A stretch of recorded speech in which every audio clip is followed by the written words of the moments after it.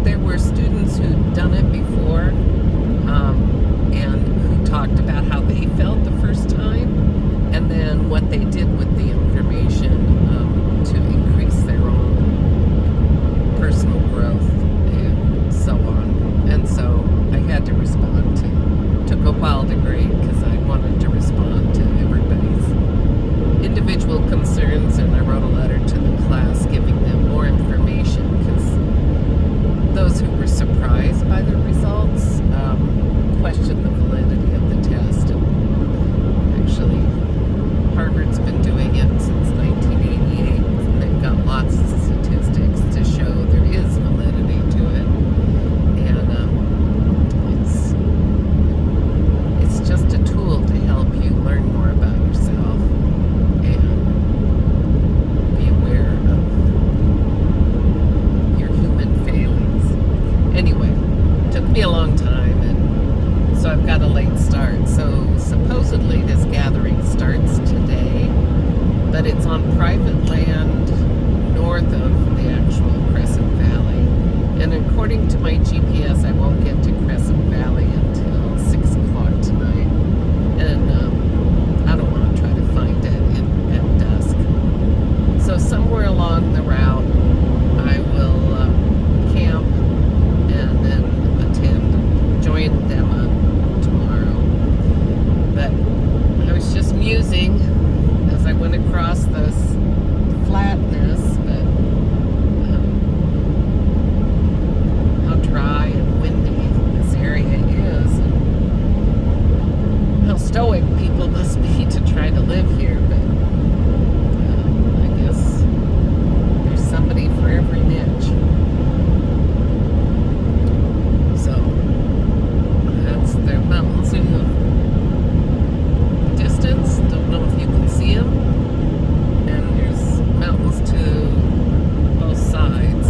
But where I'm going, where I'm actually driving now, is the flat plains between.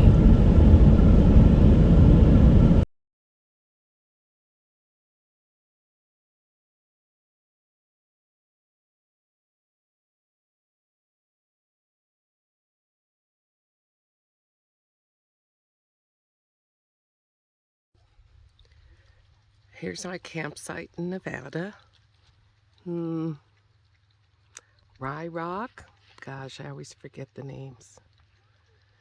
But it's nice, sagebrushy, but we're in the shade.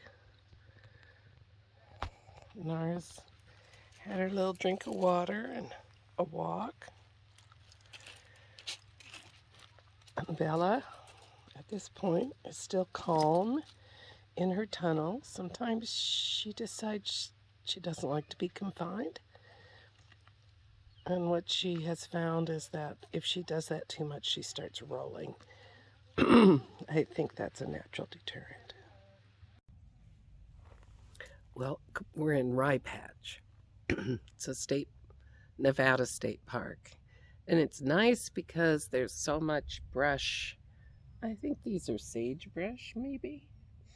Although I don't smell much sage. But they have these nice little covers for shade over the picnic tables, and there's quite a few of this undergrowth between the campsites.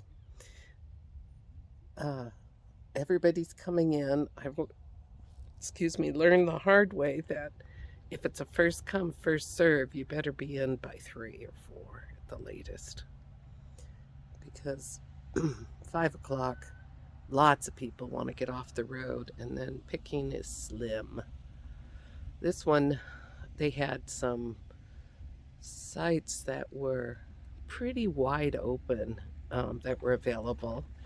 And you get, the way it works is you go pay your money and you get a little slip to put, one to put on your dash and one to put on a post out front. But people don't remember to take their posts, and the camp host, I don't even know if there's a camp host here, don't always collect them. So when you go around and you see tags on the posts, you really have to stop and see the date. So if you know the people left yesterday, it's available, but if they're not supposed to leave till tomorrow, obviously it's not available. So it's a little time consuming. So what I did was drive through and write down all the ones I thought were pretty good.